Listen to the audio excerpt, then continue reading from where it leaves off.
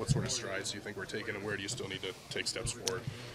Well, I think we took great strides, to be honest with you, of turning this thing around into believing that we can win games. And the great disappointment that you feel after a season like this and games like yesterday or New England or Detroit, when you're in the hunt, it doesn't come without that disappointment doesn't come without the expectation of being great. And I think that expectation of winning ball games and and believing that we can do this is why it hurts so much. And I think the belief that this team has moving forward to accomplish what we set out to accomplish from starting in April is an exciting opportunity. I think we've grown a lot, we've improved a lot, but the biggest stride is you got to maintain that consistency all the way through. And offensively, certainly, we don't feel as though we did enough this year, and that's where we got to start moving forward in April. How would you evaluate your season personally?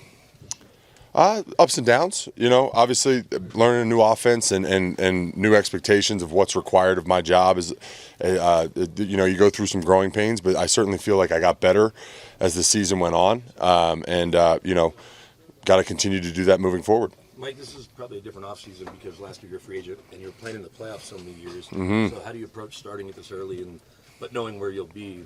What's your, January, February look like compared to years past? Certainly getting healthy. That's where you start. And then, you take your time to enjoy the extra time. But I will say I don't want to get comfortable with 3 or 4 extra weeks in the off season. I really do enjoy playing football into February, and that's what we intend to do here moving forward. But yeah, you take your time. You enjoy. You go back. You take a couple trips. I know I'm gonna go. Brooke and I will go back to Philadelphia to see my family. Go back to California to see her family. Do those things that you haven't been able to do for the last 9 months or so, and then get back to it. I think Sean said yesterday, nobody said this was going to be easy. Mm-hmm. When you have to go through some of this, does that make it sweeter? Just from your experience in San Francisco, when you do get to where you want to get to? Certainly. I think hardships and struggle and the grind, makes it that much better when you do come out on top.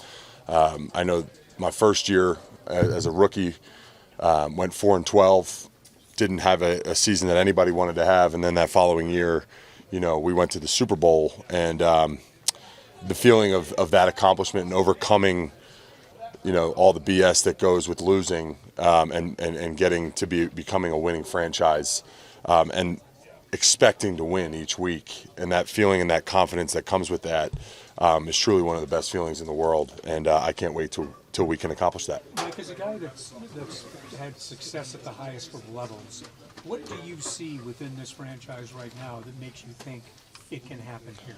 Well, certainly our ownership is quickly becoming one of the greatest ownership groups in football, and the resources that they have and the willingness that they have to put us in great positions as players is something that's obviously a huge advantage to our situation.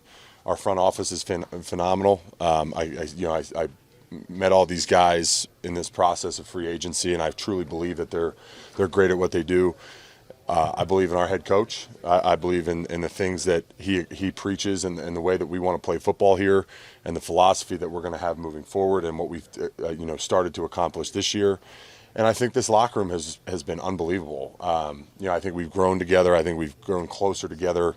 And I've seen guys, start to develop into the players that they want to become. And I think we're just scratching the surface. And I think that's what the most exciting part about being a Bronco is right now. You mentioned rest and kind of getting healthy. Is it just the ribs or also the knee injury that you had back in training camp? It's just the general wellness of going through 18 weeks as an offensive lineman. It's a occupational hazard that you're just going to feel like crap for a couple weeks. And, ribs for sure. That definitely needs to go first. But then just general wellness and getting back in shape and getting back to where you want to be and identify the things that you didn't do so well this year and find ways to attack it and improve it in the off season. with the uncertainty at quarterback going into the offseason, is that something that hangs over the offense, or is that something you feel like the front office will take care of? No, it's not something that I'm worried about. I believe in like I said earlier, I believe in the front office. I believe in our head coach. They're going to get that right, and whether it's moving forward with the guys that we have or whether or changing, that's not my determination and it's not my decision. And my job is to get better at blocking people, and I'm going to worry about that before I worry about somebody else's job. So it's up to them to do what's right, and I believe that they will do what's right, and excited for that. But at the end of the day, everybody else should worry about themselves before they worry about what's looming over our program, because everybody's got to improve. It's not just a quarterback problem. It's everybody's got to get better, and that's what we're going to do.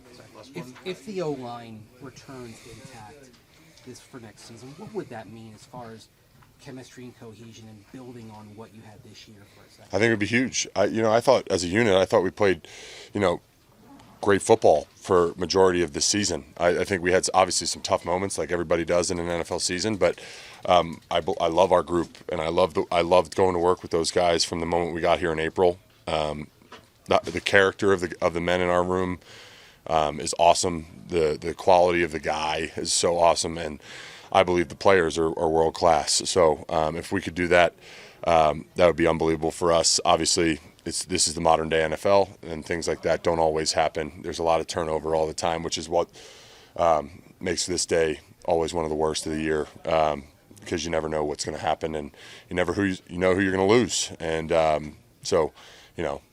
as a player, you always want to keep the teammates that you roll with, but obviously we know things like that don't happen.